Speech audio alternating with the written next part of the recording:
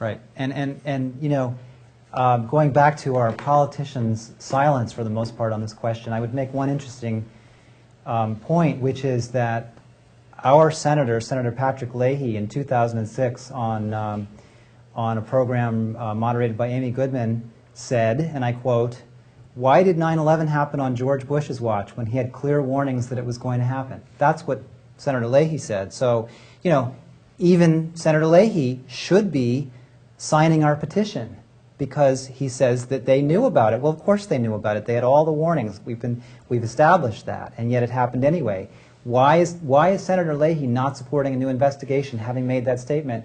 And I would go one further and point out to people who want to say, well, you're talking about a massive conspiracy that would never happen here, et cetera, et cetera. Well, let's remember that the anthrax attacks, which came shortly after 9/11, are now known to be an inside job. There's no debate on it. It's known to be an inside job.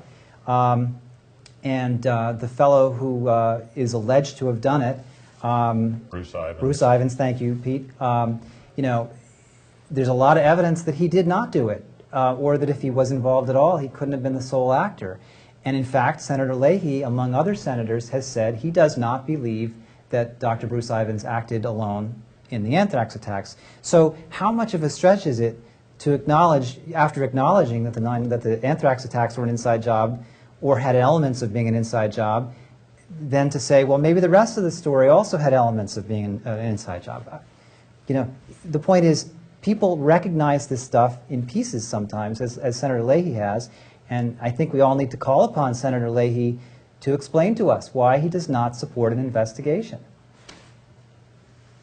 And another incident that we should remember is the Kennedy assassination. Now, many people have said that that was an inside job and that Johnson had ordered it. But even with all this, all the people demanding an investigation there, nothing happened. Political murders have been an element of American history for a long time. What happened to Paul Wellstone? Why did his airplane crash?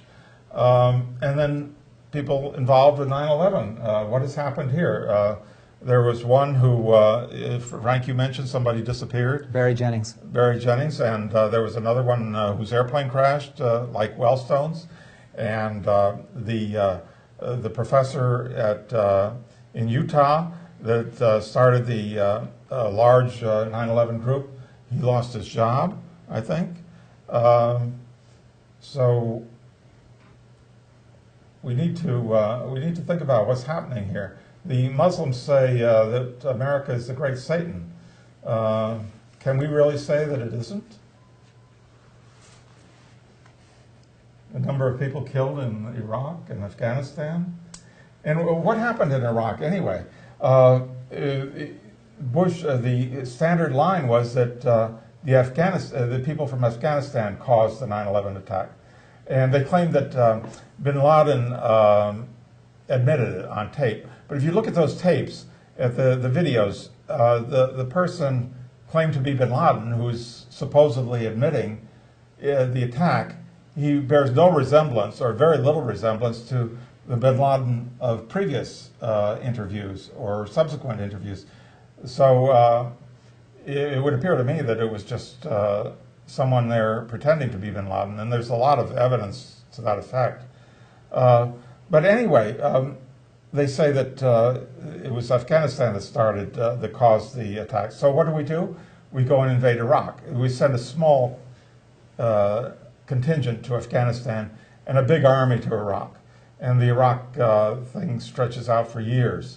And what happens in Iraq? Well, we know that the president and the vice president were oilmen, right? They executives of the owners of big oil companies. And so we managed to get control of the Iraqi oil. And Halliburton, well, that was Cheney's company, wasn't it?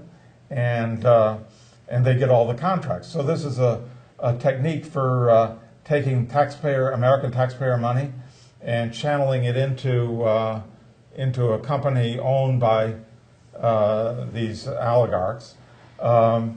And so they end up getting our tax money, the American taxpayers' money, to make them even richer. Does anyone want to comment on that? Well, I think there isn't certainly an analogy with the events of the Kennedy assassination. You had a alleged perpetrator with ties to the American government, had been a Marine, had worked in actually U-2 connected operations out of Japan, and who almost unbelievably was permitted to defect to the Soviet Union and then re-defect back to the United States, immediately issued a passport, immediately taken under the wings of various officials in the United States. And then this individual creates what we can call a legend. He creates a series of public events, puts himself into the news as an advocate of fair play for Cuba, makes himself seem to be some sort of a leftist, and then is somehow he gets the job in the key building overlooking the parade route, the route for the Kennedy entourage, and then is of course arrested, and then before we can have a trial is killed. Well, the perpetrators in 9/11, of course, the evidence would seem to suggest that it was quite well known that they were in the United States. Some of them were on no admit lists, and yet were admitted to the country. They created a public record of themselves, certainly in Florida, by acting in a way completely inconsistent with religious Muslims, but nonetheless, you can see why they might have had to do that. They had to bring attention to themselves with bar fights, with entanglements with women, with alcohol, etc. They had to become somewhat quasi-public figures because this was part of the track that they were laying. And then they put themselves, perhaps, at the scene of the 9/11 events. And so you need to have puppets, patsies, you need to have some quasi-involved figures, but those figures don't necessarily have to do the engineering, they don't have to carry out the activities. That can be done, through other folks. And I think the Kennedy assassination, in a way, is very suggestive of events. There's a lot of parallels to events in 9/11. Of course, it doesn't mean that there aren't accidents, that there aren't failures of communication. I'm not sure I would subscribe to history motivated always by some insidious design. I think that there are simply accidents. Maybe the Maine just developed, the USS Maine in Havana Harbor just blew up from coal dust. I don't know. But the point is, it became the casus belli. It became the reason for, the explanation for, the rationale for a whole series of subsequent events. I think the important thing, which a lot of people don't understand, and Frank pointed out before, is that the people who want a new investigation aren't necessarily saying these guys weren't involved. This is where the patsy thing, it's important to know. And before I started looking into this information and reading extensively, I really didn't know what a patsy was. I didn't know how that worked. And I read lots of books and articles and stuff, and there's actually, if you're not a reader, there's a very good old movie with Warren Beatty called The Parallax View, which absolutely shows exactly how a patsy is born. And every one of these people through the years involved in these crimes all have the same MO. They're kind of fringe people. They either got trained at military bases, they were CIA operatives, they were in and out of weird situations, in and out of different countries, and at some point kind of just happened to be at the wrong place at the wrong time is what it looks like. And that's kind of how, some of the people believe that these alleged hijackers were involved in this, that they were, and we know that they were followed around. We know that people knew where they were and what they were doing, and they seemed like they had free passes everywhere. They had really weird visas.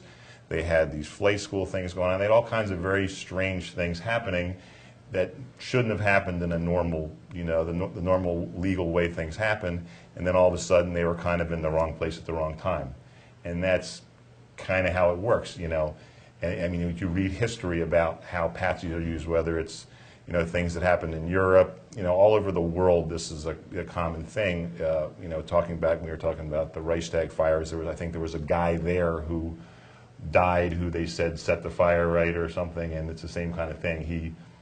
Who knows if he set the fire, but he was there, and that's how kind of their theory and what may have really happened can kind of coexist, which people don't understand. Well, what do you mean? You know, if we're saying that these guys didn't do it, it doesn't mean they weren't there or that didn't maybe participate. You know, and you know, that's something important to understand.